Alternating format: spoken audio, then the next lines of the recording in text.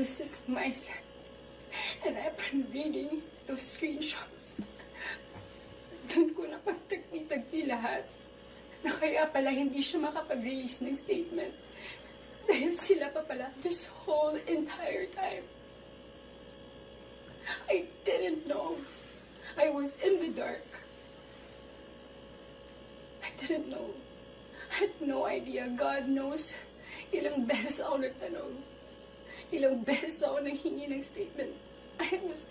Doon ko rin na-realize bakit ganun yung reactions ni Jam. Now, I get her. I get her pain. I get her wrath. I get her anger. Kaya pala ganun. Because she was clueless about everything. I was clueless about everything. We both believe kung anong mga nasabi sa akin. Maybe iba yung sinabi sa kanya. And I can